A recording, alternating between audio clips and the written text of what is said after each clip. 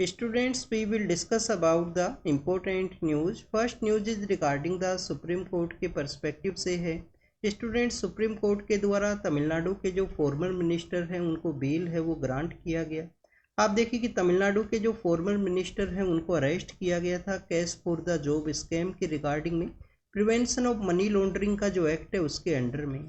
Students, इनका जो यहाँ पे ट्रायल प्रोसेस है उसके अंदर डिले होने की वजह से सुप्रीम कोर्ट के द्वारा उनको बेल है वो ग्रांट किया गया। आप देखिए कि सुप्रीम कोर्ट के द्वारा कम्प्लीटली जो प्रोसीडिंग है उसके अंदर ऑब्जर्व किया गया आर्टिकल 21 के पर्सपेक्टिव से कि अगर किसी भी पर्सन को कंटिन्यूस वे में डिटेंड किया जाता है तो उसका आर्टिकल 21 के अंडर में जो उनको राइट है स्पीडी वे में जो ट्रायल्स को कंडक्ट करने के रिगार्डिंग में, तो आप देखिए कि स्पीडी ट्रायल्स का जो राइट्स है उसको ये वायलेट करता है बेसिकली, तो इसी वजह से उनको बेल है वो यहाँ पे ग्रांट किया गया। नेक्स्ट अगर हम डिस्कस करें तो लेबनान के पर्सपेक्टिव से है। स्टूडेंट्स, लेबनान के वहाँ पे इजराइल के द्वारा जो अटैक है वो किया गया था। आप देखिए कि जो लेबनान है वो नॉर्दर्न पार्ट ऑफ इजराइल के वहाँ पे सिचुएटेड है। सपोज कीजिए स्टूडेंट्स ये इजराइल है, इजराइल का जो नॉर्दर्न पार्ट है वहाँ पे आपको लेबनान नाम का जो कंट्री है वो देखने के लिए मिलता है। आप देखिए कि लेबनान का जो सदर्न पार्ट है वहाँ पे लितानी नाम का एक रिवर है वो फ्लो किया करता है। और स्टूडेंट्स, ये जो लितानी रिवर है इसी के नियर बाई एरियाज़ के अंदर एक इंसर्जेंट ऑर्गेनाइजेशन है, सिया मिलिशिया नाम का एक ऑर्गेनाइजेशन है जिसको कि हम हजीबुल्लाह के नाम से जाना करते हैं। आप देखिए कि हजीबुल्लाह को ईरान के द्वारा बैक किया जाता है। स्टूडेंट्स, यहाँ पे लेबनान का जो ईस्टर्न पार्ट है वहाँ पे कौन सा कंट्री सिचुएटेड है? यहाँ पे ईस्टर्न पार्ट के अंदर में आपको सीरिया नाम का जो कंट्री है जो लेबनान का जो नॉर्दर्न पार्ट है वहाँ पे भी सिचुएटेड है। और आप देखिए कि लेबनान का जो वेस्टर्न पार्ट है यहाँ पे आपको मेडिटेरियन सी है वो देखने के लिए मिलेगा। स्टूडेंट्स, मेडिटेरियन जो सी है इसके ईस्टर्न पार्ट के अंदर जो सिचुएटेड जो कंट्रीज हैं उनको हम किस नाम से जाना करते हैं, उन ग्रुप ऑफ कंट्रीज को किस नाम से जाना करते हैं? ये यूपीएससी के द्वारा भी एक बार क्वेश्चन पूछा गया था, आपका होमवर्क है, कमेंट सेक्शन के अंदर आप इसके बारे में ज़रूर से बताना।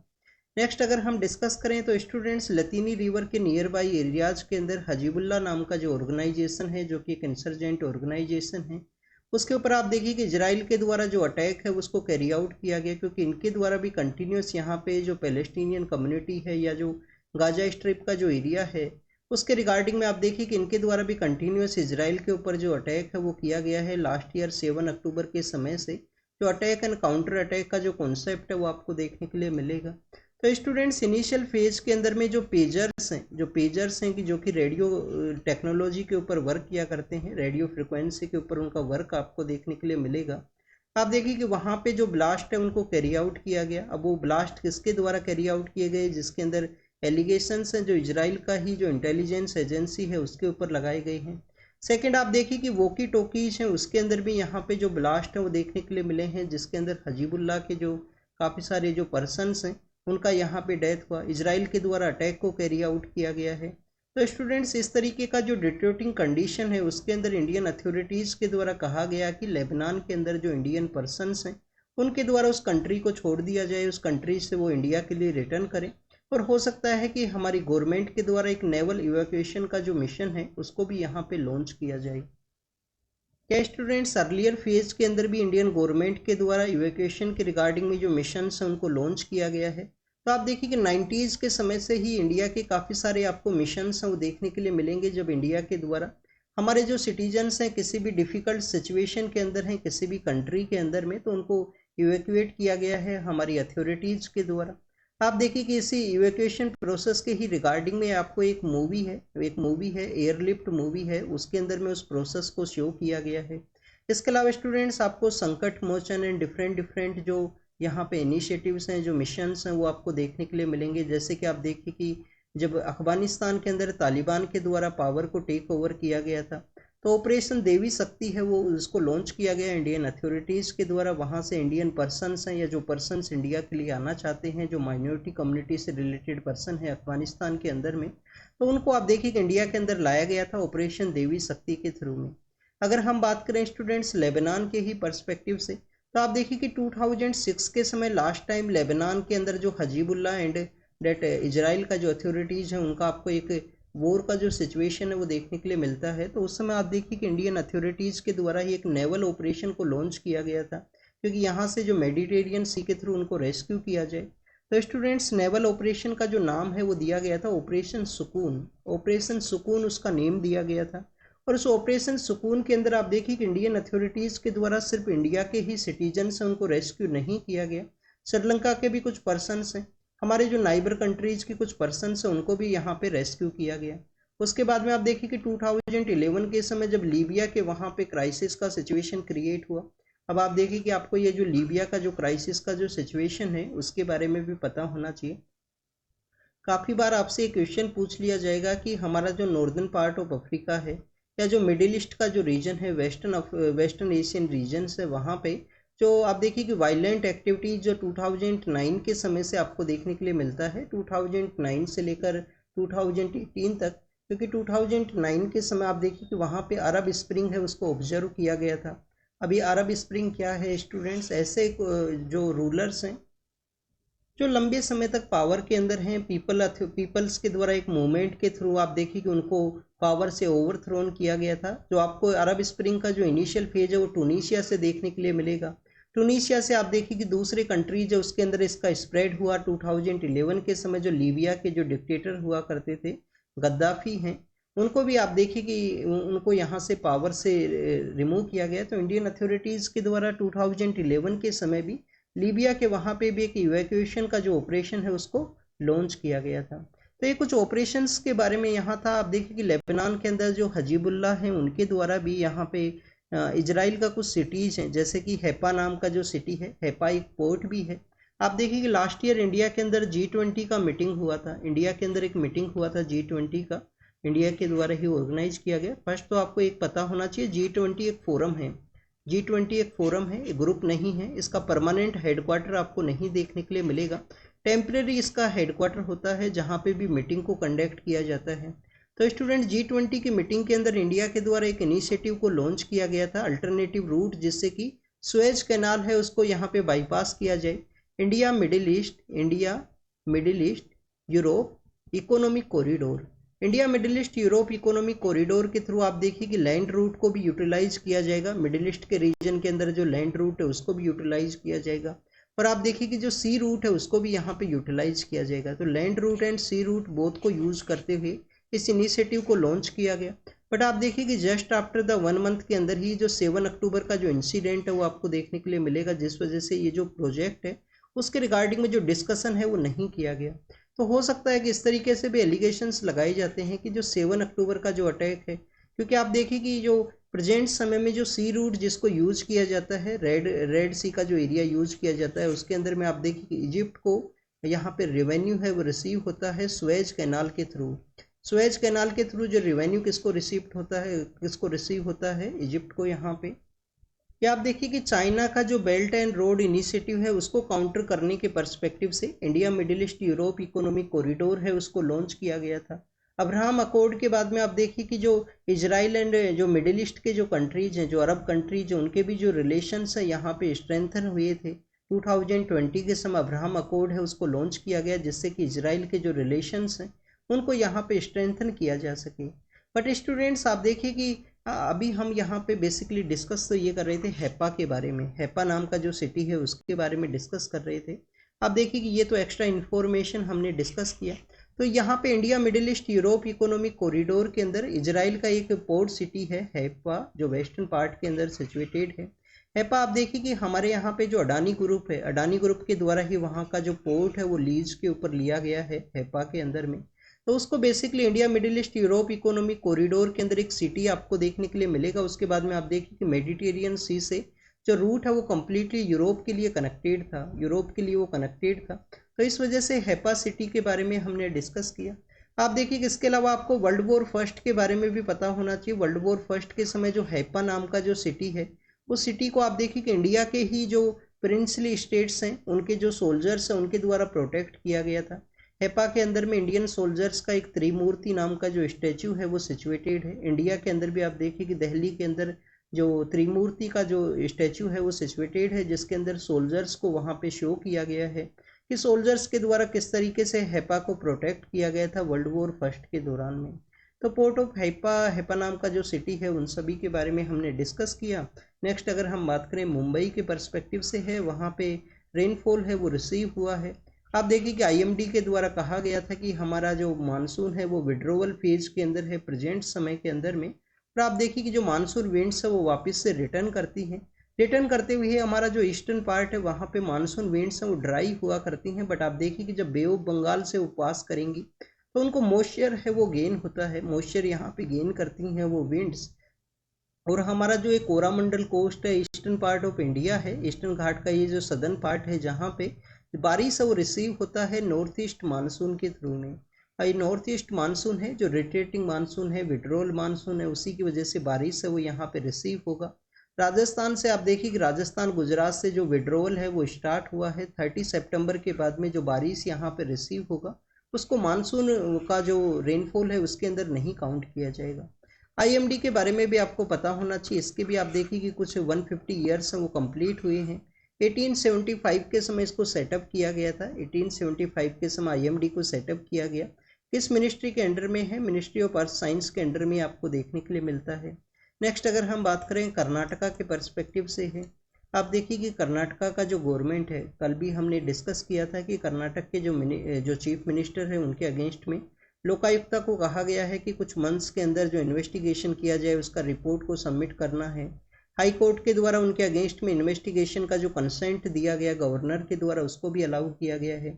अब आप देखिए कि कर्नाटका का जो गवर्नमेंट है उनके द्वारा जो सेंट्रल ब्यूरो ऑफ इन्वेस्टिगेशन है सीबीआई कब क्रिएट किया गया था स्टूडेंट? सीबीआई को 1962 के समय में। संथानम कमेटी बनता है करप्शन की रिगार्डिंग में, कौन सा कमेटी है? संथानम कमेटी बनता है। अब आपको ये याद होना चाहिए। एक आप देखिए एक सिमिलर नेम है सरकारिया कमीशन, भी आप काफ़ी बार सुनते होंगे। सरकारिया कमीशन है वो 1988 के समय है, सेंट्रल स्टेट रिलेशनशिप के बारे में है सरकारिया कमीशन। और सरकारिया कमीशन के थ्रू जो इंटर स्टेट काउंसिल है, जो आर्टिकल 262 के अंडर में या आर्टिकल 263 के अंडर में जो इंटर स्टेट काउंसिल है उसको वहाँ पे बताया गया है। सरकारिया कमीशन डिफरेंट है, 1988 के समय का है। ये है संथानम जो करप्शन के बारे में है, सीबीआई को यहाँ पे इस्टेब्लिश किया गया। इस्टेब्लिश किस एक्ट के थ्रू किया गया था students? Delhi special police establishment act है। वर्ल्ड वॉर सेकंड के समय जो ब्रिटिश अथॉरिटीज है उनके द्वारा इस एक्ट को पास किया गया था। उस समय भी कुछ करप्शन के जो चार्जेस हैं वो सामने आए थे। तो 1946 का आप देखिए कि जो एक्ट है Delhi special police establishment act, उसी के अंडर में आप देखिए कि सीबीआई को इस्टेब्लिश किया गया। कंप्लीटली पावर नहीं है, हर एक स्टेट के अंदर अगर इन्वेस्टिगेशन को कैरी आउट करना है तो उस स्टेट का जो जनरल कंसेंट है वो भी रिक्वायरमेंट है।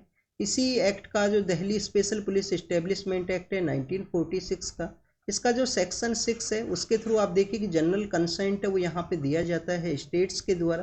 काफ़ी सारे अपोजिशन पार्टी के जो स्टेट्स हैं उनके द्वारा जनरल कंसेंट का विड्रॉवल भी कर लिया जाता है, जैसे कि यहाँ पे कर्नाटक के द्वारा किया जाएगा। बायस बताया जाता है एजेंसी को कि सेंट्रल गवर्नमेंट के अगेंस्ट में, सेंट्रल गवर्नमेंट का जो विल है उसके अकॉर्डिंग में इनके द्वारा वर्क किया जाता है। काफ़ी बार आप देखिए कि कोर्ट्स के द्वारा भी सीबीआई के अगेंस्ट में कुछ जो एक जो फ्रेज है उसको यूज किया जाता है, कैग्ड पैरेट का जो आपको यहाँ पे जो बेसिकली फ्रेज है वो देखने के लिए मिलता है। नेक्स्ट अगर हम बात करें स्टूडेंट्स, ये तो सीबीआई के बारे में हुआ, उसके इस्टेब्लिशमेंट के बारे में हुआ। स्टेट्स के द्वारा जनरल कंसेंट के बारे में भी हमने डिस्कस किया, जनरल कंसेंट है तो उनके द्वारा इन्वेस्टिगेशन किया जाएगा। बट आप देखिए कि स्टूडेंट्स विदाउट जनरल कंसेंट के बाद में भी यहाँ पे इन्वेस्टिगेशन किया जा सकता है, अगर स्टेट का हाई कोर्ट है या सुप्रीम कोर्ट के द्वारा अलाउ कर दिया जाए यहाँ पे सीबीआई के इन्वेस्टिगेशन के रिगार्डिंग में। इसके अलावा आप देखिए क्या यूनियन टेरिटरीज के अंदर भी सीबीआई को इन्वेस्टिगेशन के रिगार्डिंग में जनरल कंसेंट का रिक्वायरमेंट है? नो स्टूडेंट्स, यहाँ पे यूनियन टेरिटरीज के अंदर इन्वेस्टिगेशन को कैरी आउट किया जा सकता है without any requirement of general consent. तो ये सीबीआई के बारे में हुआ। अब आपके लिए यहाँ पे एक होमवर्क है, अभी आप देखिए कि हमने सरकारिया कमीशन के बारे में डिस्कस किया, तो जो हमारा इंटर स्टेट काउंसिल है, इंटर स्टेट जो काउंसिल है वो किस आर्टिकल के अंडर में है ये आपको बताना है, ये आपका होमवर्क है। नेक्स्ट अगर हम बात करें स्टूडेंट्स इंटर स्टेट काउंसिल के बारे में, तो आप देखिए कि सरकारिया कमीशन के द्वारा बताया गया था कि साल के अंदर में, एक ईयर के अंदर में इनको 3 बार मिलना चाहिए, बट इसका जो मीटिंग है वो कंटिन्यूस वे के अंदर कंडक्ट नहीं होता है। तो आपको इसका आर्टिकल बताना है कमेंट सेक्शन के अंदर, ये आपका होमवर्क है इंटर स्टेट काउंसिल के बारे में।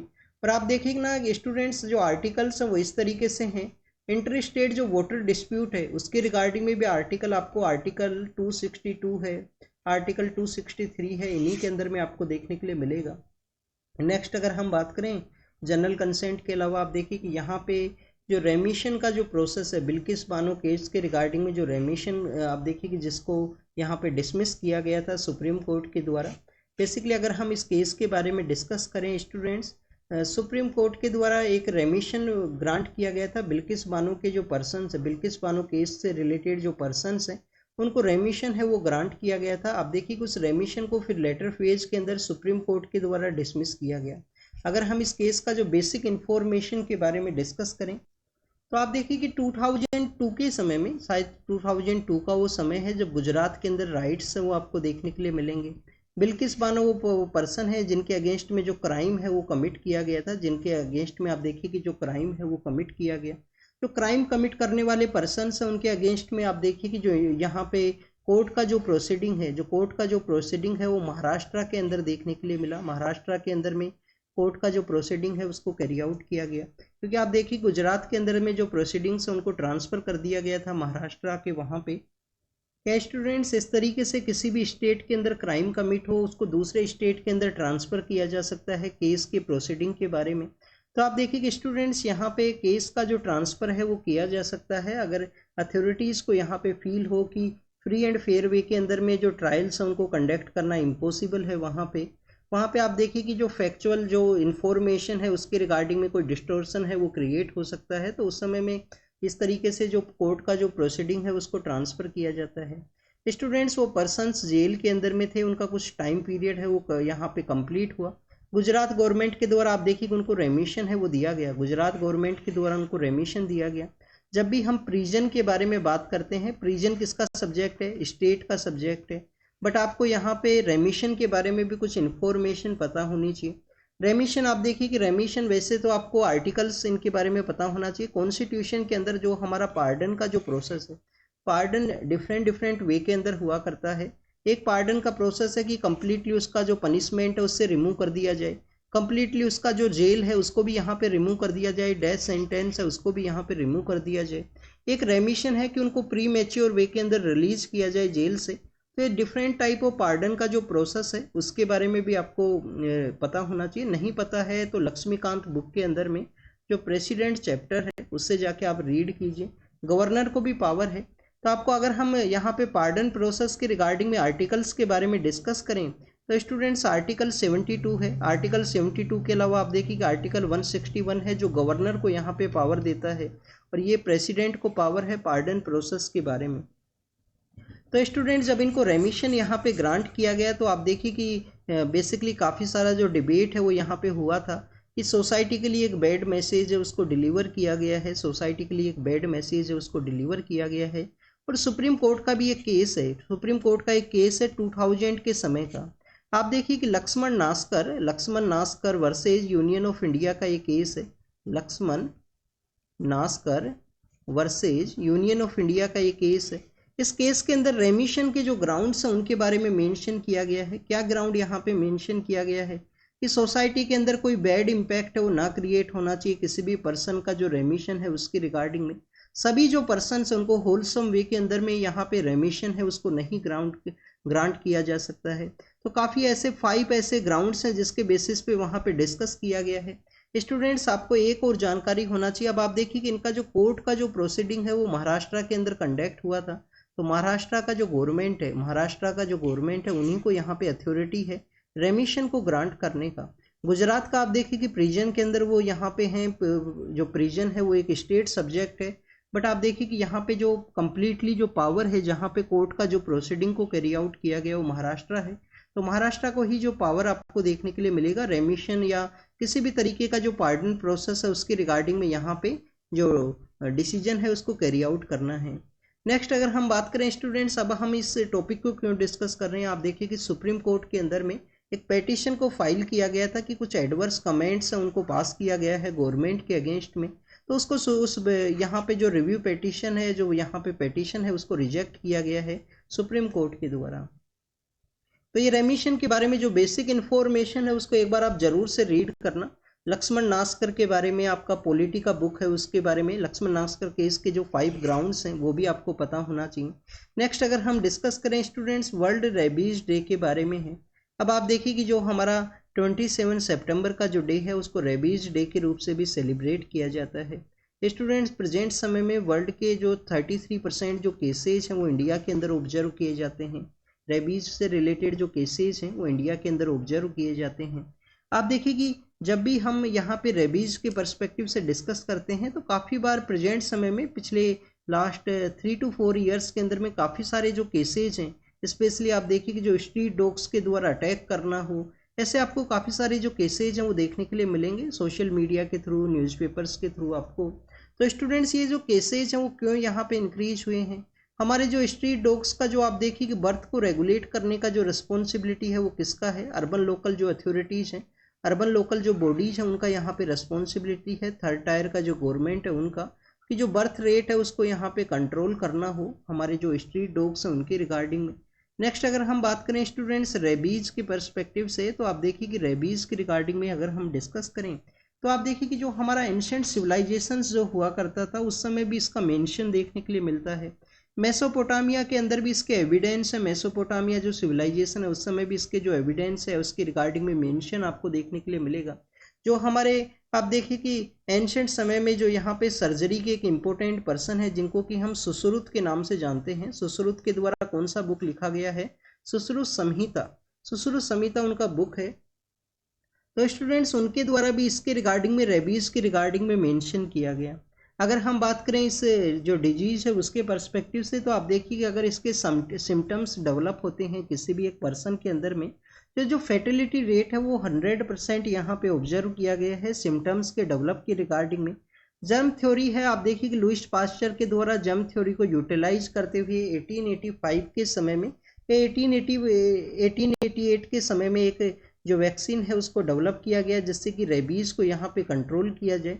समय पे ही इसका जो वैक्सीनेशन है वो करवाने का ज़रूरत है। आप देखिए कि एक इंसिडेंट इस तरीके से भी सामने आया था कि एक पर्सन है, एक चिल्ड्रन है, उनके द्वारा अपने घर के ऊपर नहीं बताया गया क्योंकि उनके द्वारा आप देखिए कि डॉग के द्वारा उनको बाइट किया गया, उनके द्वारा नहीं बताया गया, पेरेंट्स से डिस्कस नहीं किया गया और कुछ समय के बाद में जो सिम्टम्स है वो डेवलप हुए।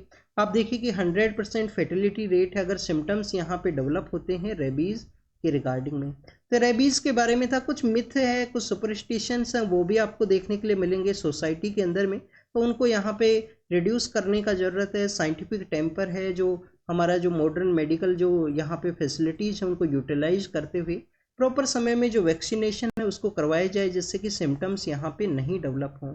नेक्स्ट अगर हम बात करें वर्ल्ड टूरिज्म डे के बारे में है, 27 सितंबर का जो डे है उसको हम वर्ल्ड टूरिज्म डे के रूप से भी सेलिब्रेट करते हैं। और आप देखिए कि यहाँ पे थीम को रखा गया है tourism and the peace. Tourism and peace को हमें अचीव करना है यहाँ पे टूरिज्म के थ्रू में। और आप देखिए कि टूरिज्म तो यहाँ पे एक बेस्ट वे है। काफ़ी सारे ऐसे भी कंट्रीज हैं जैसे कि हमारा जो मालदीव नाम का जो कंट्री है, हमारा नाइबर कंट्री, उसके भी आप देखिए कि यहाँ पे टूरिज्म एक इम्पोर्टेंट सेक्टर है उनकी इकोनॉमी के रिगार्डिंग में। और इंडिया के काफ़ी सारे जो टूरिस्ट हैं वो वहाँ पे विजिट किया करते थे। बट आप देखिए कि इंडिया और मालदीव के रिलेशंस एक बैड फेज के अंदर जाने की वजह से इंडियन टूरिस्ट का वहाँ पे जो नंबर्स हैं वो डिक्लाइन हुए हैं।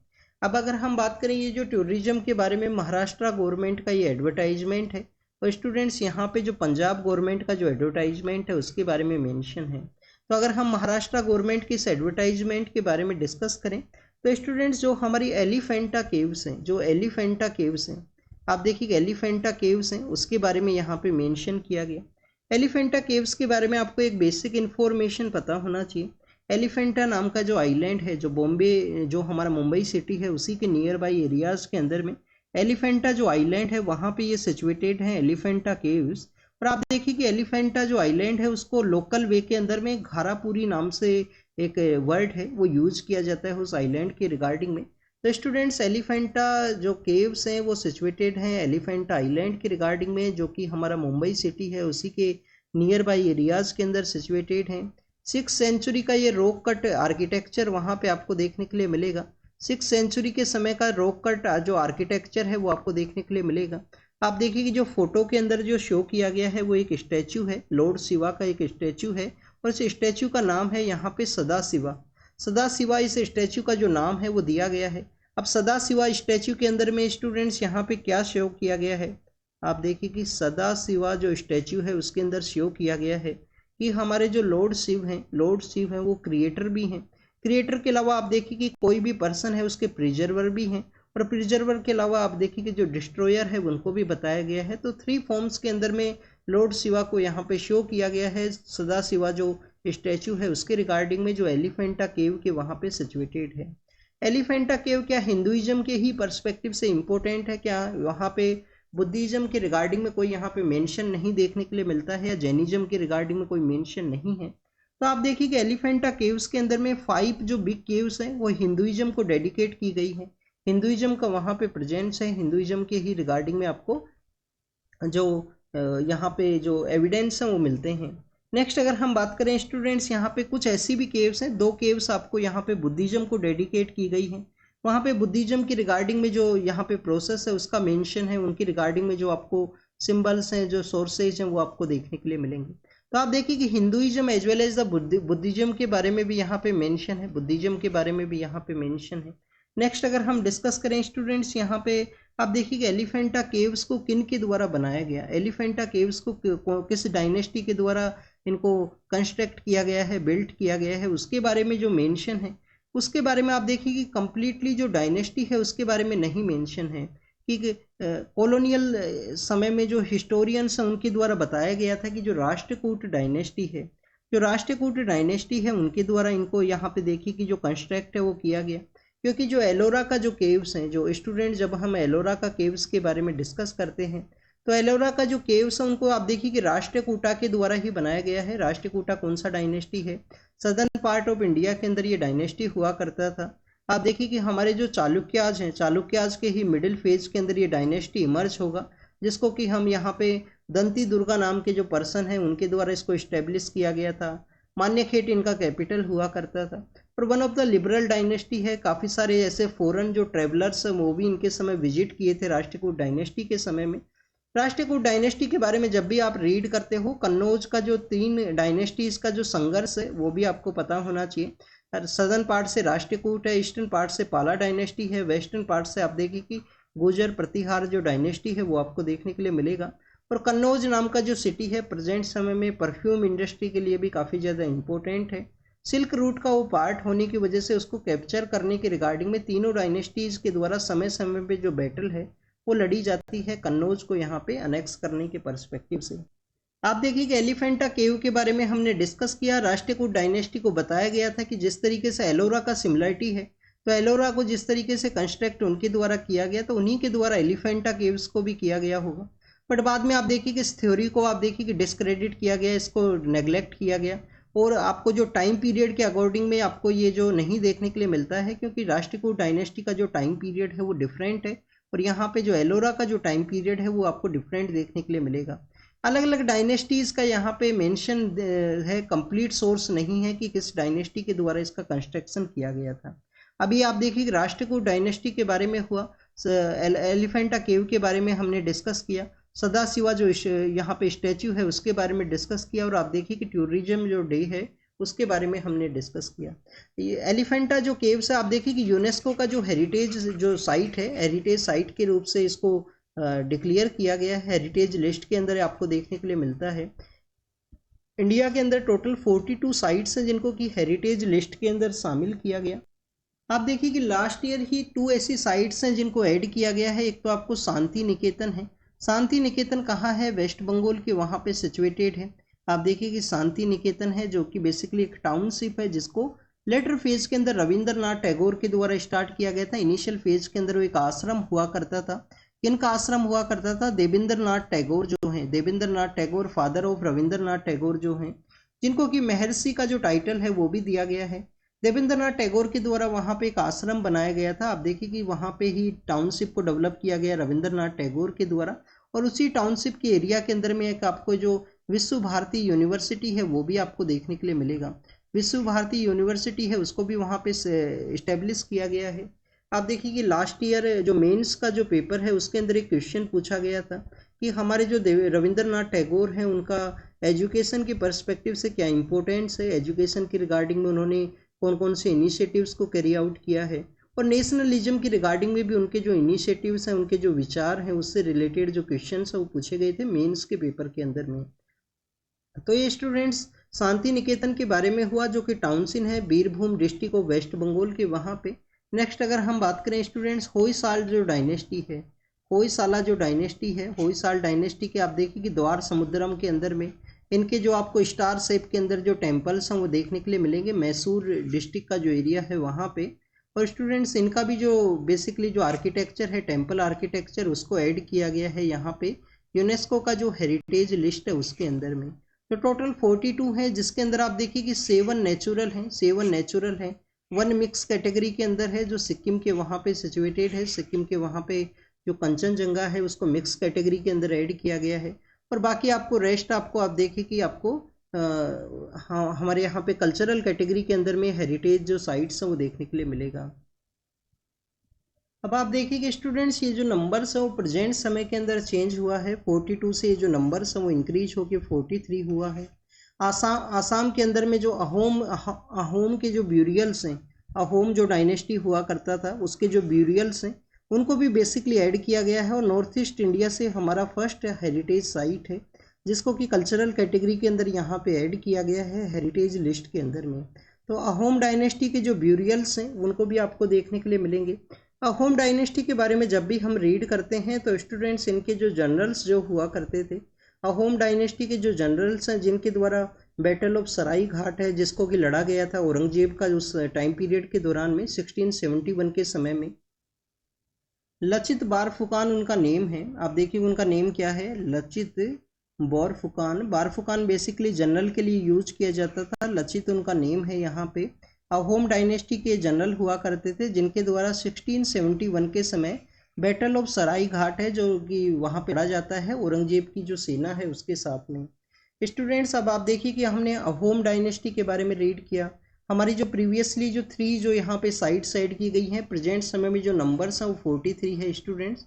प्रेजेंट समय में जो नंबर्स है वो 43 है यूनेस्को का जो हेरिटेज साइट्स का जो इंडिया के अंदर प्रेजेंट है। अब आप देखिए कि हमने इन सभी टॉपिक्स के बारे में यहाँ पे रीड किया है। आप अहोम के जो ब्यूरियल्स हैं वो आपको यहाँ पे माउंड लाइक स्ट्रक्चर देखने के लिए मिलेगा, माउंड लाइक स्ट्रक्चर है। और आप देखिए कि जो ब्यूरियल्स हैं उनको इंडिया का जो बेसिकली यहाँ पे पिरामिड स्ट्रक्चर है उसके रूप से भी बताया गया है। नेक्स्ट अगर हम बात करें पंजाब के बारे में है, आप देखिए कि पंजाब के द्वारा जो टूरिज्म डे है उसके रिगार्डिंग में कुछ फोटोज़ को शो किया गया है। जो हमारा गोल्डन टेम्पल है, आप देखिए कि स्टूडेंट्स गोल्डन टेम्पल का जो कंस्ट्रक्शन है वो कौन से हमारे सिख गुरु हैं जिनके द्वारा स्टार्ट किया गया था। क्या गुरु अर्जुन देव के द्वारा गोल्डन टेम्पल का जो कंस्ट्रक्शन है उसको स्टार्ट किया गया, ये आपको कमेंट सेक्शन के अंदर बताना है, आपका ये होमवर्क है।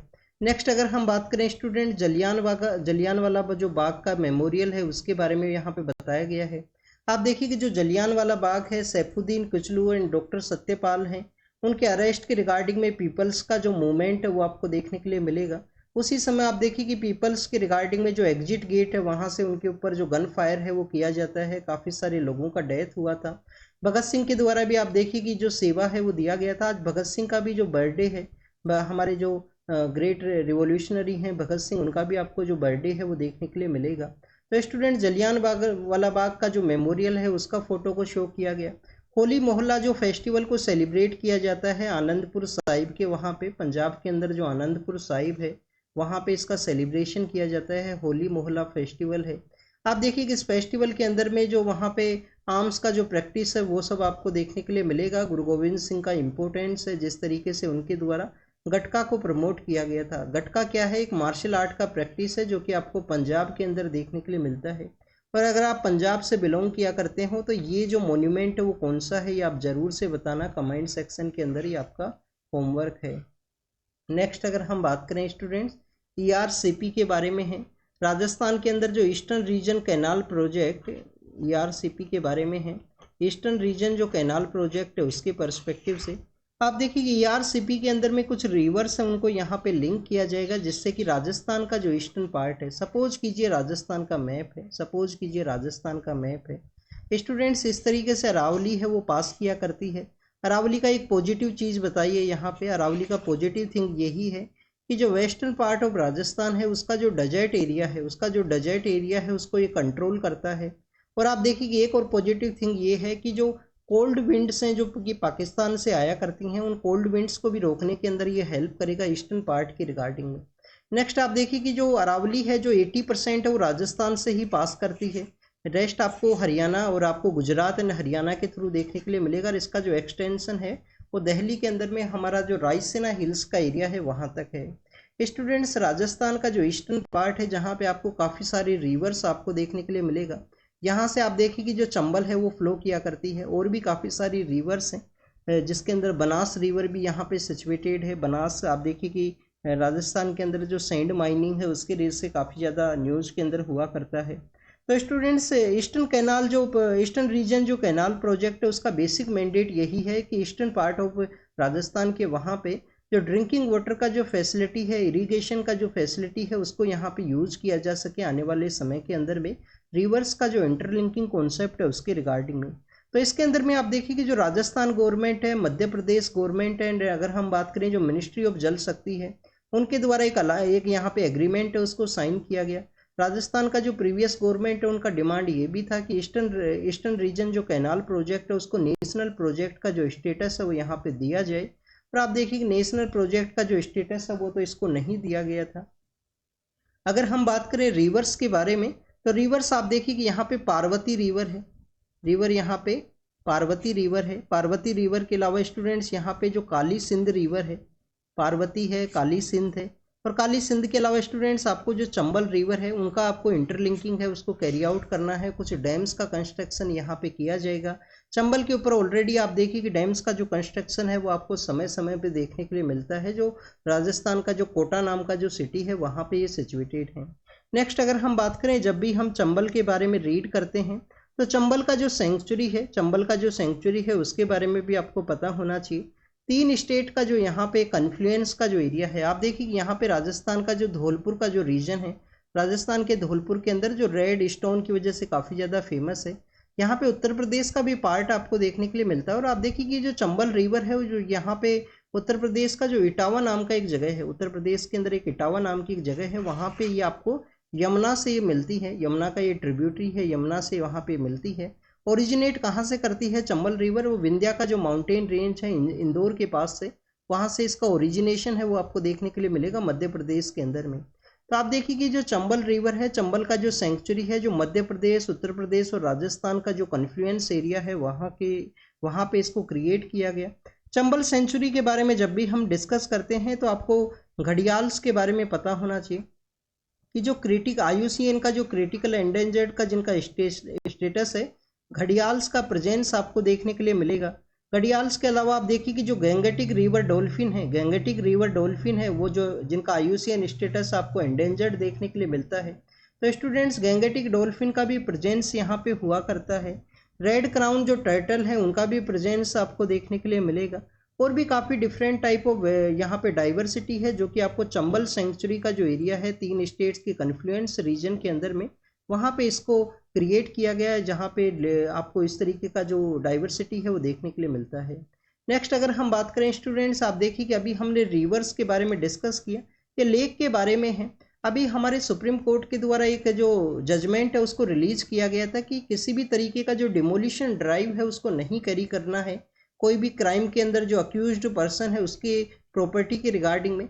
बट आप देखिए कि उस केस के अंदर सुप्रीम कोर्ट के द्वारा ये भी कहा गया था कि अगर किसी पर्सन के द्वारा रोड के ऊपर, सपोज कि ये पब्लिक रोड है, उसी के ऊपर कोई कंस्ट्रक्शन किया गया तो उसको डिमोलिश कीजिए।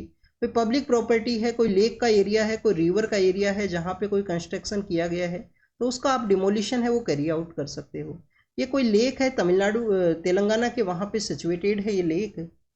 तो आप देखिए कि वहाँ पे एक बिल्डिंग को कोलैप्स यहाँ पे डिमोलिश किया गया है। अगर हम बात करें स्टूडेंट्स लेक के रिगार्डिंग में, तो आप देखिए कि लेक है नेचुरल जो हमारे यहाँ पे इन्वायरमेंट है उसके पर्सपेक्टिव से जब भी हम डिस्कस करें तो कॉन्स्टिट्यूशन के कुछ आर्टिकल्स हैं उनके बारे में आपको पता होना चाहिए। आर्टिकल 48A है, DPSP का आर्टिकल 48A है, वो क्या बताता है DPSP का आर्टिकल 48A कि हमें फॉरेस्ट एंड वाइल्ड लाइफ है उसको प्रिजर्व करना है, कंजर्व करना है। फॉरेस्ट और वाइल्ड लाइफ है उसको प्रिजर्व करना है, कंजर्व करना है। अगर हम प्रॉपर लेक वर्ल्ड के पर्सपेक्टिव से डिस्कस करें यहाँ पे नेचुरल इन्वायरमेंट को इम्प्रूव करने के बारे में मेंशन किया गया है, तो वो फंडामेंटल ड्यूटी के अंदर में आप देखिए आर्टिकल 51A के अंडर में जो यहाँ पे सब क्लोज है G, उसके अंदर में इनको मेंशन किया गया है कि हर एक पर्सन का रेस्पॉन्सिबिलिटी है नेचुरल इन्वायरमेंट को इम्प्रूव करना है। नेचुरल इन्वायरमेंट को इम्प्रूव करने के साथ में आप देखिए कि फॉरेस्ट, लेक और रिवर हैं उनको भी यहाँ पे प्रिजर्व करना है, कंजर्व करना है। ये हर एक पर्सन का रेस्पॉन्सिबिलिटी है जो कि हमने यहाँ पे मेंशन किया। तो इन्वायरमेंट के बारे में यहाँ पे आर्टिकल 48A के अंदर में 51A का जो जी आर्टिकल है उसके अंदर मेंशन किया गया है प्रिजर्वेशन एंड कंजर्वेशन के बारे में। स्टूडेंट्स आप देखिए कि एलिफेंट्स के द्वारा काफ़ी बार ह्यूमन हैबिटाट्स से वहाँ पे अटैक किया जाता है। तो आप देखिए कि एलिफेंट का जो वाइल्ड एलिफेंट्स है उनके अटैक को रोकने की रिगार्डिंग में कुछ इनिशिएटिव्स है उनको यहाँ पे लॉन्च किया गया। जब भी हम बात करते हैं स्टूडेंट्स एलिफेंट्स के बारे में तो आपको कुछ बेसिक इन्फॉर्मेशन पता होना चाहिए। वाइल्ड के अंदर में आप देखिए कि इंडिया के अंदर जो एलिफेंट्स मिलते हैं हाईएस्ट नंबर आपको कर्नाटका के वहाँ पे देखने के लिए मिलेगा। महाराष्ट्र के वहाँ पे लोएस्ट नंबर्स हैं जो कि वो आपको वाइल्ड एरिया के अंदर एलिफेंट्स का जो प्रेजेंस है वो देखने के लिए मिलता है। सेकंड नंबर के ऊपर आप देखिए आसाम है, केरल भी है, इनके वहाँ पे भी जो एलिफेंट्स का प्रेजेंस है। इडुक्की के एरिया के अंदर में जो एलिफेंट्स का प्रेजेंस है उसको रोकने की रिगार्डिंग में इस इनिशिएटिव को लॉन्च किया गया। इससे पहले आप देखिए कि खादी विलेज जो हमारा KVIC है उनके द्वारा भी एक इनिशिएटिव को लॉन्च किया गया था जिसको कि हम रीहैब के नाम से जाना करते हैं। रीहैब इनिशिएटिव का बेसिक मैंडेट क्या था? बेसिक मैंडेट यही था कि जो ह्यूमन हैबिटेशन है वहाँ पे आप देखिए कि जो फॉरेस्ट का जो यहाँ पे अटैक्स हैं उनको रिड्यूस किया जा सके। उसके रिगार्डिंग में आप देखिए कि यहाँ पे आपको बी के जो कॉलोनीज हैं, बी के जो यहाँ पे कॉलोनीज हैं उनको प्रोवाइड किया गया था पर्सनस को जिनको यूज किया जाए जिससे कि एलिफेंट्स ह्यूमन हैबिटेशंस के एरिया के अंदर में नहीं एंटर करें। इसके अलावा आप देखिए कि यहाँ पे एलिफेंट्स का जो इलीगल किलिंग है जिसके रिगार्डिंग में माइक इनिशिएटिव आपको देखने के लिए मिलेगा कि monitoring for the illegal killing of the elephant और माइक इनिशिएटिव है। गज उत्सव है उसको भी सेलिब्रेट किया जाता है एलिफेंट्स का जो इम्पोर्टेंस है उसके रिगार्डिंग में। पर आपको प्रोजेक्ट एलिफेंट है 1992 के समय से प्रोजेक्ट एलिफेंट है वो देखने के लिए मिलेगा, उसको कंजर्व किया गया है। एलिफेंट रिजर्व भी हैं हमारी कंट्री के अंदर में। प्रेजेंट समय में 33 के आसपास जो एलिफेंट रिजर्व्स हैं वो सिचुएटेड हैं। नेक्स्ट अगर हम बात करें पेंशन सिस्टम के बारे में है तो स्टूडेंट्स प्रेजेंट समय में हमारे यहाँ पे आप देखिए कि 3 टाइप ऑफ आपको पेंशन का जो स्कीम्स है वो देखने के लिए मिलता है। एक है students old pension scheme. Old pension scheme को बाद में आप देखिए कि 2004 के समय में न्यू पेंशन स्कीम है उसको लाया गया था। रिसेंटली हमारी गवर्नमेंट के द्वारा यूनिफाइड जो पेंशन स्कीम है उसको लॉन्च किया गया। तो स्टूडेंट्स ओल्ड पेंशन स्कीम के पर्सपेक्टिव से अगर हम डिस्कस करें वन ऑफ द आप देखिए कि जिनको जो यहाँ पे गवर्नमेंट एम्प्लॉयज़ हैं उनके द्वारा उसको एंडोर्स किया जाता है। काफ़ी सारे स्टेट गवर्नमेंट के द्वारा भी ओल्ड पेंशन स्कीम की इम्प्लीमेंटेशन को इलेक्शन के अंदर में आप देखिए कि वहाँ पे एक यहाँ एक जो मेन टारगेट है वो रखा गया था कि अगर उनका गवर्नमेंट फॉर्म होता है तो ओल्ड पेंशन स्कीम को उनके द्वारा इम्प्लीमेंट किया जाएगा। ये ओल्ड पेंशन स्कीम आप देखिए कि यहाँ पे जो कम्प्लीटली जो पैसा है वो गवर्नमेंट को ही पे करना है। सोशल सिक्योरिटी को ये प्रोवाइड करता है। सोशल सिक्योरिटी को ये प्रोवाइड करता है फाइनेंशियल सिक्योरिटी किसी भी पर्सन का आफ्टर द रिटायरमेंट। अगर हम बात करें न्यू पेंशन स्कीम के बारे में तो आप देखिए कि यहाँ पे एक कंट्रीब्यूशन मॉडल आपको देखने के लिए मिलेगा।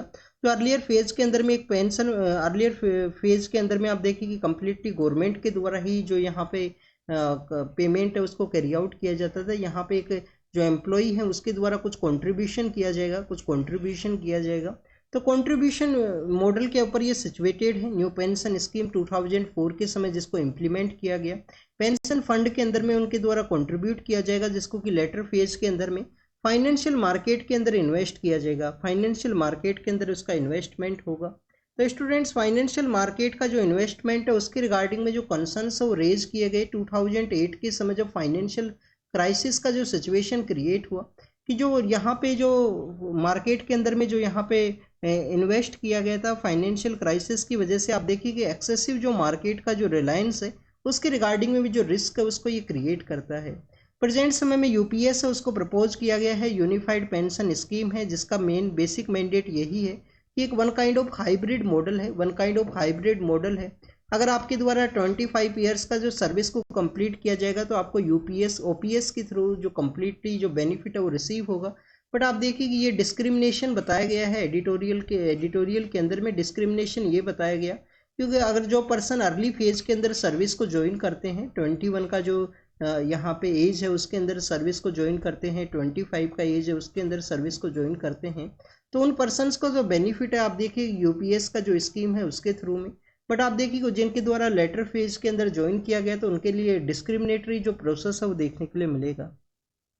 नेक्स्ट अगर हम बात करें स्टूडेंट्स, यहाँ पे आप देखिए कि यूपीएस के अंदर में एक तो 25 ईयर्स का कंसर्न्स है जो हमारे जो पीएसयूज हैं यूनियन एम्प्लॉयज़ के लिए एप्लीकेबल है, बट पीएसयू के जो पर्सनस हैं जो टीचर्स हैं उनके लिए नहीं बताया गया है क्या उनको भी यहाँ पे इंक्लूड किया जाएगा।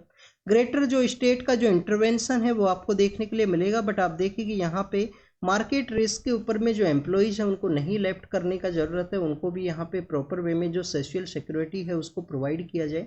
तो पेंशन जो सिस्टम है उसको एक बार रीथिंक करने का ज़रूरत है, एक अपॉर्चुनिटी है इंडिया के लिए कि इसको एक बार फिर से रीथिंक किया जाए इंडियन पेंशन सिस्टम के बारे में। नेक्स्ट अगर हम बात करें स्टूडेंट्स, इंडिया का जो ग्रोथ एरिया है उसके बारे में डिस्कस किया गया है कि आफ्टर द कोविड-19 के इम्पैक्ट के बाद में आप देखिए कि इंडिया का जो ग्रोथ परसेंटेज है वो आपको 8.2 देखने के लिए मिलता है लास्ट फाइनेंस ईयर 2023-24 के समय में। बट आप देखिए कि इंडिया का जो ग्रोथ है उसको काफ़ी बार के शेप का जो ग्रोथ है वो बताया जाता है। के शेप का ग्रोथ का मीन्स क्या है कि कुछ पर्सनस यहाँ पे जो ग्रोथ है उसको अचीव करेंगे, तो उसी के रिगार्डिंग में एक क्वेश्चन पूछा गया है क्या जो बिग कैपिटल से रिलेटेड जो पर्सन है, जो बिग बिजनेस से रिलेटेड जो पर्सनस हैं उन्हीं को जो ग्रोथ के अंदर जो मोर बेनिफिट है वो यहाँ पे रिसीव होगा, या आप देखिए कि जो के शेप के अंदर कंसर्न्स ये हुआ करता है कि जो स्मॉल स्किल से रिलेटेड जो पर्सनस हैं उनको जो लेस बेनिफिट है वो यहाँ पे रिसीव होता है। नेक्स्ट अगर हम बात करें स्टूडेंट्स, यहाँ पे स्मॉल जो इंडस्ट्रीज है उनकी डिस्ट्रेस के बारे में डिस्कस किया गया है। हमारा जो अनइवन जो यहाँ पे ग्रोथ का जो एरियाज है उसके बारे में डिस्कशन है कि गवर्नमेंट को इंटरवेन करना चाहिए। जो बिग कैपिटल्स हैं उनका भी एक रेस्पॉन्सिबिलिटी है, उनको यहाँ पे जो कॉर्पोरेट टैक्स के अंदर में जो गवर्नमेंट के द्वारा कट तो कैरी आउट किया गया था ग्रोथ को प्रमोट करने के पर्सपेक्टिव से, बट आप देखिए कॉर्पोरेट जो टैक्स के रिगार्डिंग में जो कट है वो मोर बेनिफिट यहाँ पे बिग कैपिटल्स है उनको ही रिसीव होगा। तो उसके अनइवन जो ग्रोथ है उसके रिगार्डिंग में यहाँ पे डिस्कस किया गया है कि कैसे इसको हमारा जो ग्रोथ है उसको इंक्लूसिव वे में हमें अचीव करना है, इंक्लूसिव वे में जो ग्रोथ को अचीव करना है उसके बारे में यहाँ पे डिस्कस किया गया है। अब अगर हम बात करें स्टूडेंट ईस्ट चाइना सी के बारे में या साउथ चाइना सी के पर्सपेक्टिव से, तो आप देखिए कि वहाँ पे कंटिन्यूस जो कंसर्न्स हैं वो देखने के लिए मिलेंगे। अब आपको यहाँ पे कुछ लोकेशंस है वो ज़रूर से पता होनी चाहिए इन दोनों जो वाटर बॉडीज़ के एरिया हैं उसके पर्सपेक्टिव से। स्टूडेंट जब भी हम यहाँ पे साउथ चाइना सी के पर्सपेक्टिव से डिस्कस करते हैं तो सपोज कीजिए चाइना का एरिया है, चाइना के यहाँ पे जो ताइवान है वो सिचुएटेड है, यहाँ पे जो ताइवान है वो सिचुएटेड है, यहाँ पे आपको हांगकांग है वो देखने के लिए मिलेगा। चाइना के द्वारा जो 90% यहाँ पे आप देखिए कि जो चाइना के द्वारा जो 90% एरिया है साउथ चाइना सी का उसके ऊपर जो क्लेम है वो किया गया है, 90% एरिया के ऊपर क्लेम किया गया है चाइना के द्वारा। स्टूडेंट्स यहाँ पे आपको देखिए कि फिलीपाइंस के जो आइलैंड्स हैं वो आपको देखने के लिए मिलते हैं। सदर्न पार्ट के यहाँ पे आप देखिए कि मलेशिया है वो सिचुएटेड है, मलेशिया के यहाँ पे जो बोर्नियो आइलैंड है उसी के अंदर में आपको ब्रुनई नाम का जो कंट्री है वो देखने के लिए मिलता है। अब आप देखिए कि यहाँ पे जो कंसर्न्स है वो किस एरिया के रिगार्डिंग में है, क्या क्या आपको यहाँ पे पता होना चाहिए। एक तो आप देखिए कि स्कारबोर्ग जो सोल का एरिया है यहाँ पे वो सिचुएटेड है, स्कारबोर्ग जो सोल का एरिया है। नेक्स्ट अगर हम बात करें स्टूडेंट्स, आपको यहाँ पे पार्सल आइलैंड्स वो यहाँ पे देखने के लिए मिलेंगे, पार्सल आइलैंड आपको यहाँ पे देखने के लिए मिलेंगे। आप देखिए कि यहाँ पे जो स्पार्थली आइलैंड है वो यहाँ पे सिचुएटेड है, स्पार्थली आइलैंड है। द हिंदू के न्यूज़पेपर के अंदर जो मैप है उसको भी शो किया गया है, तो वहाँ से आप जरूर से रीड करना, उसको आप जरूर से सेव करके रखना स्क्रीनशॉट के रूप से, कभी ना कभी आप उसको यूज़ कीजिए रिवीजन के पर्सपेक्टिव से। और आप देखिए कि स्पार्थली आइलैंड के अलावा आपको जो तीतू आइलैंड है, जो तीतू आइलैंड है वो उसका प्रेजेंस यहाँ पे देखने के लिए मिलेगा, जहाँ पे आप देखिए कि फिलीपाइंस के द्वारा कुछ बिल्डिंग है उसको कैरी आउट किया गया है। तो स्टूडेंट्स बेसिकली ये टेरिटोरियल डिस्प्यूट है जो साउथ चाइना सी के रिगार्डिंग में आपको देखने के लिए मिलता है। रिसेंटली चाइना के द्वारा आप देखिए कि ईस्ट चाइना सी के अंदर जो सेंकाकू आइलैंड है, जो जापान और चाइना का डिस्प्यूट है, उसके रिगार्डिंग में भी जो क्लेम है उसको किया गया था। नेक्स्ट अगर हम बात करें स्टूडेंट्स, आज का जो दिन है वो हमारे ग्रेट रिवॉल्यूशनरी जो भगत सिंह हैं उनका जो बर्थडे के रूप से सेलिब्रेट किया जाता है। तो आप देखिए कि भगत सिंह के कुछ विचार हैं जिनके बारे में यहाँ पे बताया गया है कि भगत सिंह के जो विचार हैं, उनका जो थॉट प्रोसेस है, उनका कुछ राइटिंग्स है वो आपको हर एक सेक्शन की रिगार्डिंग में देखने के लिए मिलेगा। लैंग्वेज को उनके द्वारा कम्युनिकेशन का एरिया है वो बताया गया था कि कैसे जो भाषा है उसके द्वारा कम्युनिकेशन को कैरी आउट किया जाता है। उनके द्वारा लैंग्वेज के बारे में भी अपने विचार हैं वो रखे गए थे। स्टूडेंट्स उनके द्वारा किस तरीके से यूनिवर्सल लव है उसको सेटअप करना है, हर एक कंट्री का यूनिवर्सल लव है उसको बेसिकली यहाँ पे सेटअप करना है, उसके बारे में भी उनका थॉट प्रोसेस है वो आपको देखने के लिए मिलता है। हमारे जो कम्युनल राइट्स हैं उसके क्या सॉल्यूशन होनी चाहिए, न्यूज़पेपर का क्या इंपॉर्टेंस है, न्यूज़पेपर के द्वारा किस तरीके से यहाँ पे जो कम्युनल राइट्स हैं उसको इरेडिकेट किया जा सकता है, लोगों को एजुकेट किया जा सकता है। तो न्यूज़पेपर का इंपॉर्टेंस बताया गया, कम्युनल राइट्स के जो यहाँ पे कम्युनल जो राइट्स हैं उनके यहाँ पे रिड्यूस के रिगार्डिंग में। नेक्स्ट अगर हम बात करें उनका जो थॉट प्रोसेस है वो आपको आप देखिए कि स्टूडेंट्स एंड पॉलिटिक्स के पर्सपेक्टिव से भी देखने के लिए मिलेगा कि आप स्टूडेंट हो, आपको अगर जॉब को सिक्योर करना है तो आप देखिए कि आपको नॉलेज को गेन करना है, बट पॉलिटिकल नॉलेज भी आपको होना चाहिए कि कंट्री को किस तरीके से कैरी आउट किया जाता है, किस तरीके से यहाँ पे पॉलिटिक्स के अंदर जो यूथ पर्सनस हैं उनका भी पार्टिसिपेशन जरूरी है। अगर आप किसी भी प्रोसेस के अंदर अगर आप पार्टिसिपेट नहीं करते हो, डेट मीन्स कि आप यहाँ पे जो लो वैल्यू से रिलेटेड जो पर्सनस हैं, जो लो लेस कैलिबर से रिलेटेड पर्सनस हैं, उनके द्वारा आप अपना जो रूल किया जाएगा कंट्री के ऊपर में। तो स्टूडेंट्स का जो पॉलिटिकल इंटरेस्ट है वो भी होना चाहिए, उनको पॉलिटिक्स के बारे में जानकारी भी होना चाहिए। नेक्स्ट अगर हम बात करें यहाँ पे अनटचेबिलिटी का जो प्रॉब्लम है उसके बारे में भी मेंशन किया गया था उनके द्वारा, कि उनके द्वारा आप देखिए कि हमारे जो डिफरेंट फाइटर्स हैं, डिफरेंट जो पर्सनैलिटीज हैं, उनके द्वारा किस तरीके से एक इंक्लूसिव सोसाइटी है उसके बारे में, जो इंक्लूसिव सोसाइटी है उसको डेवलप करना है। तो अनटचेबिलिटी के रिगार्डिंग में भी आपको भगत सिंह के जो विचार हैं वो देखने के लिए मिलते हैं। इसके अलावा आप देखिए कि लॉन्ग लिव जो रिवॉल्यूशन है, जिसके रिगार्डिंग में रिवॉल्यूशन के भी विचार हैं, कैसे अथॉरिटी को चैलेंज करना है, कैसे उसके जो डिसीजंस है उसको क्वेश्चन करना है। तो ये सब आपको डिफरेंट पर्सपेक्टिव से भगत सिंह के जो विचार हैं, उनके जो डिफरेंट काइंड ऑफ थिंकिंग है वो आपको देखने के लिए मिलती है, जिससे कि सोसाइटी का ओवरऑल जो डेवलपमेंट है वो कैसे हमें कैरी करना है। नेक्स्ट अगर हम बात करें स्टूडेंट भगत सिंह के पर्सपेक्टिव से, तो ये जो विचार हैं वो आप एथिक्स का जो पेपर है GS4 के अंदर आप इसको यूज कर सकते हो। इसके अलावा आप देखिए कि बेसिक इन्फॉर्मेशन आपको यहाँ पे जो हिस्ट्री के रिगार्डिंग में जो आपको पता होना चाहिए, जैसे कि 1907 के समय इनका जो बर्थ है वो आपको देखने के लिए मिलता है। पर प्रेजेंट समय में जो पाकिस्तान है, पाकिस्तान के अंदर एक सिटी है फैसलाबाद, जिसको कि आप देखिए अर्लियर फेज के अंदर में लयालपुर के नाम से जाना करते थे। तो लयालपुर का भी एक एसोसिएशन है भगत सिंह का जो लाइफ है उससे रिलेटेड। आप देखिए कि लयालपुर के अंदर एक जट बंगा नाम का जो गांव है वहाँ पे इनका बर्थ है वो देखने के लिए मिलता है। आप देखिए कि किस तरीके से पाकिस्तान के वहाँ पे आप देखिए कि इंडिया यूनाइटेड ही था फ्रीडम मूवमेंट के दौरान में, पाकिस्तान तो लेटर फेज के अंदर क्रिएट होता है। बट आप देखिए कि वहाँ पे जो डोमिनेटेड जो रिलीजन है पाकिस्तान के वहाँ से, उसके अंदर अगर कोई पर्सन बिलोंग नहीं करता है तो उनका जो मेमोरी के रूप से कुछ भी आपको मेमोरियल है वो नहीं देखने के लिए मिलता है उस कंट्री के अंदर में। लयालपुर से बिलोंग किया करते हैं, उनसे इनका रिलेशन आपको देखने के लिए मिलेगा। बट आप देखिए कि लयालपुर के अंदर में भगत सिंह का कोई भी स्टैचू है वो नहीं है, कोई भी स्टैचू नहीं है वहाँ पे। उन लोग भी वहाँ पे नहीं जानते हैं कि भगत सिंह कौन है, कि उनके द्वारा क्या कंट्रीब्यूशन है उसको कैरी आउट किया गया। Students one of the important personality है, 1907 के समय इनका बर्थ होता है।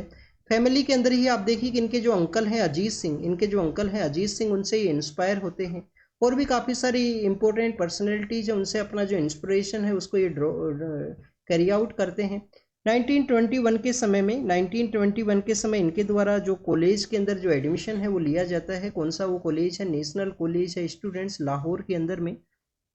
आप देखिए कि हमारा जो यहाँ पे स्वदेशी मूवमेंट के समय कुछ पैरेलल कॉलेज है उनको सेटअप किया गया था, तो उसी कॉलेज के अंदर इनका जो एडमिशन है वो आपको देखने के लिए मिलेगा, जिसको कि भाई परमानंद है, लाला लाजपत राय हैं, उनके द्वारा बेसिकली आप देखिए कॉलेज का इस्टेब्लिशमेंट है। इसके लेटर फेज के अंदर अगर हम बात करें स्टूडेंट्स, ये ईयर है वो करेक्ट नहीं है, ये करेक्ट नहीं है नेशनल कॉलेज के अंदर इनके एडमिशन की रिगार्डिंग में। नेक्स्ट आप देखिए कि HRA से ये इंस्पायर होते हैं, जो कि सचिंद्र नाथ सान्याल के द्वारा चलाया करते थे, हिंदुस्तान रिपब्लिक एसोसिएशन। इनके द्वारा 1925 के समय जो पंजाब नवजन सभा है उसका सेटअप किया गया 1925 के समय, और उसी का कोटला के अंदर एक मीटिंग होता है जिसको कि यहाँ पे सोशलिज्म का जो कॉन्सेप्ट है उसके अंदर ऐड किया गया था, जिसको कि HSRA के नाम से कन्वर्ट किया गया। काकोरी केस के अंदर इनका फर्स्ट टाइम आपको नेम है वो देखने के लिए मिलेगा। 1929 के समय सेंट्रल जो लेजिस्लेटिव असेंबली है उनकी उसके अंदर बॉम्बिंग किया जाता है बटुकेश्वर दत्त के साथ में। और आप देखिए कि आप लाहौर का जो कॉन्स्पिरेसी केस है उसके अंदर में इनको जो अरेस्ट है वो किया जाता है। लाहौर जो कॉन्स्पिरेसी केस है उसके रिगार्डिंग में इनका जो अरेस्ट है वो आपको देखने के लिए मिलेगा। स्टूडेंट्स आप देखिए कि ये भगत सिंह के बारे में है। कीर्ति मैगजीन इनके द्वारा चलाई करते थे। कीर्ति नाम का एक मैगजीन है, वो आपको देखने के लिए मिलेगा। और इनके एक पर्सन है भगवती चरण बोहरा, भगवती चरण बोहरा, जिनके द्वारा फिलोसफी ऑफ बॉम्ब है उसको लिखा गया है, फिलोसफी ऑफ बॉम्ब को लिखा गया है। अब आपको यहाँ पे एक इम्पोर्टेंट नेम है वो पता होना चाहिए। वुमेन फ्रीडम फाइटर हैं जिनको कि दुर्गा भाभी का जो नाम है वो भी दिया गया है, दुर्गा भाभी का जो नाम है वो भी दिया गया है। तो ये उनके द्वारा किस तरीके से भगत सिंह को हेल्प है वो किया गया था, उसके बारे में आप कमेंट सेक्शन के अंदर बताना, ये आपका होमवर्क है। नेक्स्ट अगर हम बात करें students, United nation security council के रिफॉर्म के पर्सपेक्टिव से है। आप देखिए कि इंडिया के द्वारा समय समय पे यहाँ पे एंडोर्स किया गया है कि यूनाइटेड नेशन सिक्योरिटी काउंसिल को रिफॉर्म किया जाए। आप देखिए कि यूनाइटेड नेशन सिक्योरिटी काउंसिल के अंदर में आपको 5 परमानेंट मेंबर्स हैं, 10 नॉन परमानेंट मेंबर्स हैं, वो देखने के लिए मिलते हैं। यूनाइटेड नेशन सिक्योरिटी काउंसिल के अंदर में आप देखिए कि उसके रिफॉर्म की रिगार्डिंग में G4 कंट्रीज हैं। G4 कौन कौन से कंट्रीज हैं जिनका मीटिंग यहाँ पे अटेंड हुआ। आप देखिए कि G4 कंट्रीज है, इंडिया है, G4 कंट्रीज के अंदर इंडिया है। इंडिया के अलावा आप देखिए कि जापान है और स्टूडेंट जर्मनी एंड ब्राज़ील, ये 4 कंट्रीज है जिनके द्वारा यूनाइटेड नेशन सिक्योरिटी काउंसिल के रिफॉर्म के बारे में प्रपोज किया जाता है। और भी काफ़ी सारे कंट्रीज हैं, L69 नाम के जो कंट्रीज हैं वो आपको देखने के लिए मिलेंगे। आप देखिए कि डेवलपिंग कंट्रीज का एक ग्रुप है। क्या यहाँ पे टोटल 69 कंट्रीज इस ग्रुप का पार्ट है? 69 कंट्रीज नहीं है, 32 कंट्रीज इस ग्रुप का जो मेंबर्स हैं वो प्रेजेंट समय में आपको देखने के लिए मिलते हैं। इस ग्रुप के अंदर में आप देखिए कि अफ्रीका है, लैटिन अमेरिका है, कैरेबियन जो सी ओशियन के जो आइलैंड कंट्रीज हैं, पैसिफिक आइलैंड कंट्रीज हैं, पैसिफिक जो हमारा एशिया के जो कुछ कंट्रीज है वो भी इसके पार्ट हैं, वो आपको देखने के लिए मिलेंगे। L69 जो ग्रुप है जिसका भी यहाँ पे बेसिक मैंडेट यही है, यूनाइटेड नेशन सिक्योरिटी काउंसिल को रिफॉर्म किया जाए। इसके अलावा स्टूडेंट्स आपको जो कोलिशन ऑफ 10 कंट्रीज का एक ग्रुप है वो भी देखने के लिए मिलेगा। ये अफ्रीका के रिलेटेड जो कंट्रीज हैं उनका भी एक मीटिंग वहाँ पे ऑर्गेनाइज किया गया, उनके द्वारा भी यूनाइटेड नेशन सिक्योरिटी काउंसिल को रिफॉर्म के बारे में डिस्कस किया गया है। Armed force special power act जो 1958 के समय एग्जिस्टेंस के अंदर आया था, डिस्टर्ब एरिया का कॉन्सेप्ट हुआ करता है। इसके अंदर में डिस्टर्ब एरिया को अगर डिक्लेयर किया जाता है गवर्नर के द्वारा इसी armed force special power act का जो सेक्शन 3 है उसके थ्रू में, तो आप देखिए कि वहाँ पे आर्म्स जो हमारे आर्म्स फोर्स हैं उनको कुछ इम्यूनिटी है वो ग्रांट किया जाएगा। अभी प्रेजेंट समय में हमारे 2 स्टेट्स के अंदर में आप देखिए इसको एक्सटेंशन दिया गया है 6 मंथ्स के रिगार्डिंग में मिनिस्ट्री ऑफ होम अफेयर्स के द्वारा। हमारे जो CGI सर हैं उनके द्वारा कॉन्स्टिट्यूशन को एज ए लिविंग डॉक्यूमेंट के रूप से बताया गया। लिविंग डॉक्यूमेंट क्या है कि आप देखिए कि कॉन्स्टिट्यूशन को उसकी डिमांड के अकॉर्डिंग में जो अमेंड किया जा सके, जो डिमांड है, जैसे कि आप देखिए फंडामेंटल ड्यूटीज हमारे सिटीजन्स का एक रेस्पॉन्सिबिलिटी है तो उसको ऐड किया गया ड्यूटीज़ को 42 कॉन्स्टिट्यूशन अमेंडमेंट एक्ट के थ्रू सोन सिंह कमेटी के रिकमेंडेशन के बारे में। आप देखिए कि केशवानंदा भारती केस है जिसके अंदर बेसिक स्ट्रक्चर का जो कॉन्सेप्ट है उसको बताया गया। तो जब भी डिमांड है, डिमांड के अकॉर्डिंग में अगर कोई डॉक्यूमेंट यहाँ पे चेंज होता है तो उसको लिविंग डॉक्यूमेंट का जो स्टेटस है वो दिया गया है। हमारे कॉन्स्टिट्यूशन आप देखिए कि रिजिड नहीं है, लिविंग डॉक्यूमेंट का स्टेटस इसी वजह से आपको देखने के लिए मिलेगा। कन्वर्जन के बारे में यहाँ पे मेंशन किया गया है। आप देखिए कि कन्वर्जन जो यहाँ पे फोर्सफुली जो कन्वर्जन का जो कॉन्सेप्ट है वो इंडिया के अंदर नहीं देखने के लिए मिलता है। स्टूडेंट्स अब हमारे जो वाइस प्रेसिडेंट सर हैं उनके द्वारा कन्वर्जन के रिगार्डिंग में उसका एंटी एथिकल प्रैक्टिस और वो मेंशन किया गया है कि कॉन्स्टिट्यूशन का जो यहाँ पे प्रिंसिपल है उसके अगेंस्ट में है। जब भी आप देखिए कि कन्वर्जन के बारे में हम रीड करते हैं तो आपको जो क्रिश्चियन मिशनरीज हैं उनके बारे में पता होना चाहिए। स्टूडेंट्स जो कॉलोनियल एरा के समय काफ़ी सारे एक्ट्स हैं वो इस्टेब्लिशमेंट के अंदर में आए थे, तो आप देखिए कि किस एक्ट के थ्रू जो क्रिश्चियन मिशनरीज को इंडिया के अंदर अलाउ किया गया था एजुकेशन के पर्सपेक्टिव से या जो रिलीजियस एक्टिविटीज़ हैं उनके रिगार्डिंग में, ये आप कमेंट सेक्शन के अंदर बताना। क्या 1833 के कानून के थ्रू उनको अलाउ किया गया? 1853 आप देखिए कि जिसको मिनी कॉन्स्टिट्यूशन का भी स्टेटस दिया जाता है, क्या उसके थ्रू यहाँ पे अलाउ किया गया था? 1813 के थ्रू। अब आपको यहाँ पे बेसिक इन्फॉर्मेशन ये पता होना चाहिए क्रिश्चियन मिशनरीज को इंडिया के अंदर अलाउ जब ही किया गया था जिस एक्ट के थ्रू जो कंप्लीट मोनोपोली को तो अबोलिश नहीं किया गया था, बट चाय और चाइना को छोड़ के जो कंप्लीट रेस्ट जो मोनोपोली है उसको अबोलिश कर दिया गया था ईस्ट इंडिया कंपनी का। तो कमेंट सेक्शन के अंदर बताना। आप देखिए कि CDSCO के द्वारा कुछ हमारे जो फार्मा सेक्टर के कुछ मेडिसिन हैं उनको बेसिकली उनका जो टेस्टिंग के अंदर फेल होने के बारे में बताया गया है उनके द्वारा। तो आप देखिए कि हमारा फार्मास्यूटिकल सेक्टर के अंदर अनएथिकल प्रैक्टिस के रिगार्डिंग में काफ़ी बार जो मेंशन किया गया है, दिनेश ठाकुर एक पर्सनैलिटी है, उनका नेम आपको पता होना चाहिए। एथिक्स के पेपर के अंदर आप उसको यूज कर सकते हो।